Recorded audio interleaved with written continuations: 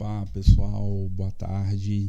Estamos um pouquinho atrasados, tivemos um probleminha técnico, mas agora sim estamos começando a nossa live diária com as resoluções de matérias, né, de questões que já foram cobradas no Enem anteriormente. Então seja muito bem-vindo. Se você ainda não me conhece, chegou no meu perfil agora recentemente, meu nome é Leonardo, eu sou professor de História. Há mais de 10 anos eu trabalho tanto na preparação de alunos para o Enem, como também na preparação, na aplicação da prova. Então eu trabalho como chefe de sala já há bastante tempo. Então, se você está chegando agora no meu perfil, saiba que de segunda a sexta, sempre por volta de 12h10, meio-dia e pouquinho, a gente tem uma live aqui no perfil para a gente poder resolver, estudar juntos questões de história, para a gente poder resolver questões que vão ser cobradas aí, podem ser cobradas no Enem na próxima prova, que inclusive é no dia 13 de novembro. E até lá, né, a prova de Ciências Humanas, dia 13 de novembro, e até lá você tem 158 dias apenas, tá? Então tá chegando, o tempo tá voando, as coisas estão acontecendo, e aí eu tenho certeza que você vai conseguir estudar se você se organizar, beleza? Essa live ela é muito rápida, ela é bem rapidinha mesmo, é só para a gente ler uma questão, eu vou te dar o contexto dessa questão e a gente vai resolver juntos, tá certo? Ao final da live, ela fica salva? Sim, a gente vai salvar a live para você, tá certo? E também, além de salvar a live, a gente também abre caixinha de perguntas no Stories para você poder mandar sua dúvida a respeito da live de hoje, beleza? Então, vamos começar já sem muitas delongas com a questão que nós vamos estudar hoje. Deixa eu tirar meu rosto daqui. Então é o seguinte, né? A questão número 40, essa questão, ela foi aplicada na prova de 2014, caderno azul, tá certo? Então, prova de 2014, caderno azul, e ela fala o seguinte: a estrada de ferro noroeste do Brasil, que começa a ser construída apenas em 1905, ela foi criada, ao contrário das outras grandes ferrovias paulistas, para ser uma ferrovia de penetração, buscando novas áreas para a agricultura e o povoamento. Até 1890, o café era quem ditava o traçado das ferrovias, que eram vistas apenas como auxiliadoras da produção cafeeira.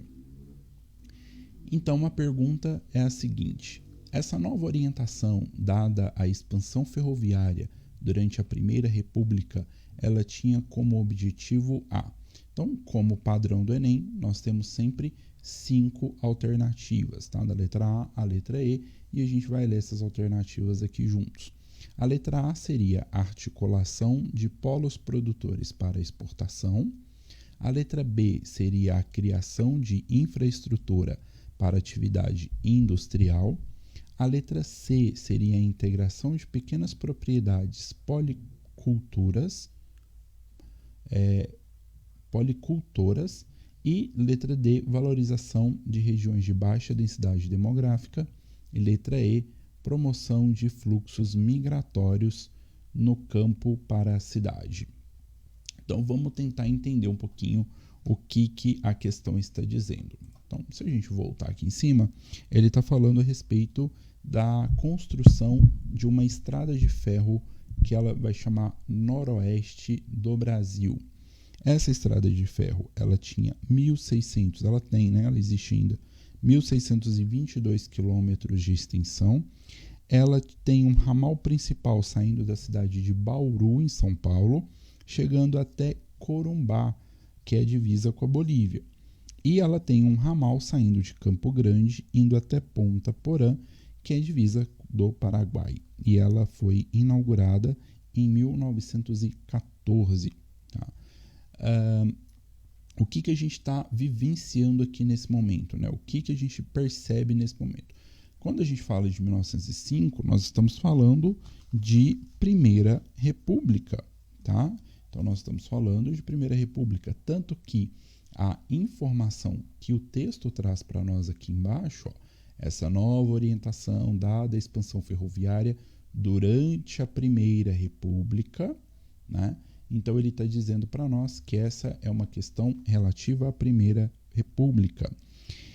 E ele já afirma, né, lá no texto, já há uma informação que é para ser uma ferrovia de penetração, buscando áreas para agricultura e povoamento. Então, aqui em cima, não sei se vocês conseguem ver no meu mouse. Então, ó, para ser uma ferrovia de penetração, buscando novas áreas para agricultura e povoamento. Então, o que a gente está tendo aqui, né? Nós acabamos, há poucos anos, neste período, nós tivemos a proclamação da República. Então, essa transição entre monarquia, entre império e república.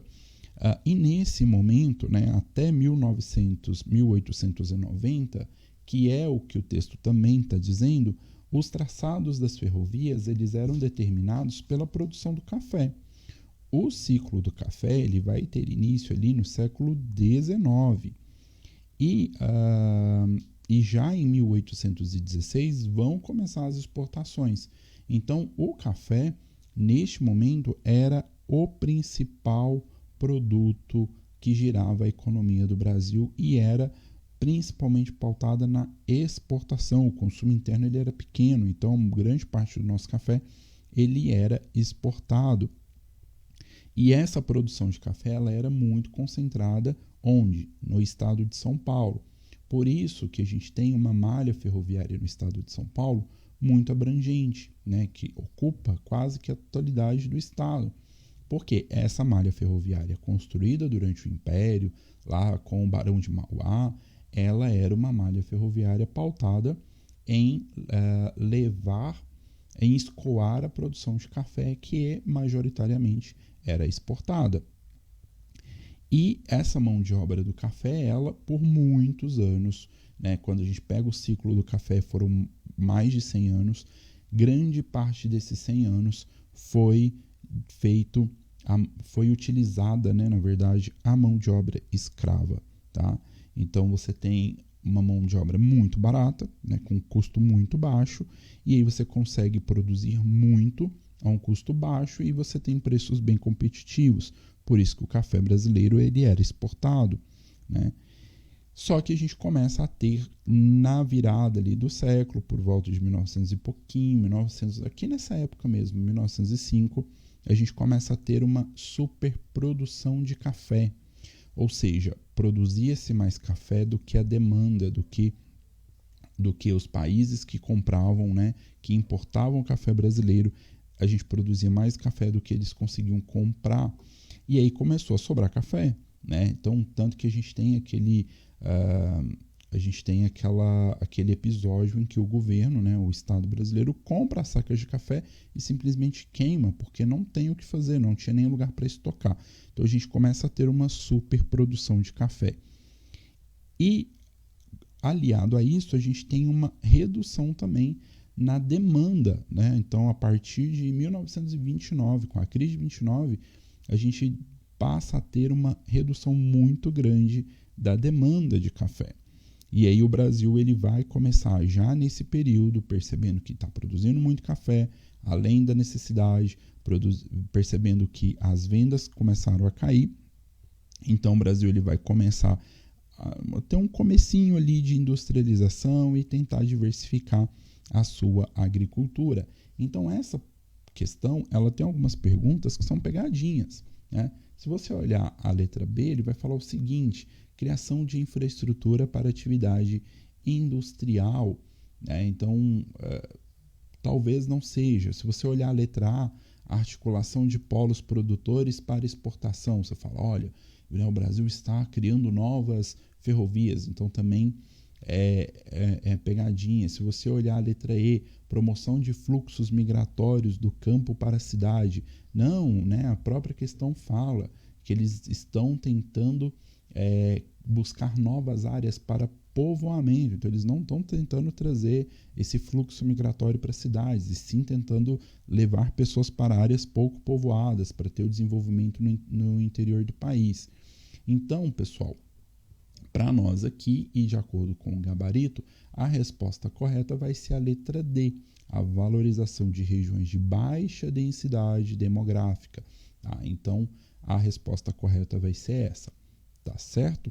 Bom, a nossa live, como sempre, né, é uma live bem curtinha, para a gente poder resolver as questões aqui do Enem. Lembrando, pessoal, que faltam apenas 158 dias para o Enem, tá certo? Então, todos os dias a gente tem live aqui no perfil, de segunda a sexta, né? E também a gente tem vídeos novos, tem Reels, tem um monte de coisa sendo postada. Se você tiver qualquer dúvida sobre o tema, sobre a economia do café, sobre a expansão das ferrovias, sobre a Primeira República, pode mandar um direct, pode mandar perguntas e também pode mandar sua pergunta lá na caixinha que eu vou abrir daqui a pouquinho, tá certo? Então é isso, pessoal, eu vou ficando por aqui. Amanhã, se Deus assim permitir, a gente não atrasar, 12h10 tem live de novo, tá certo? Um grande abraço para todo mundo e até amanhã.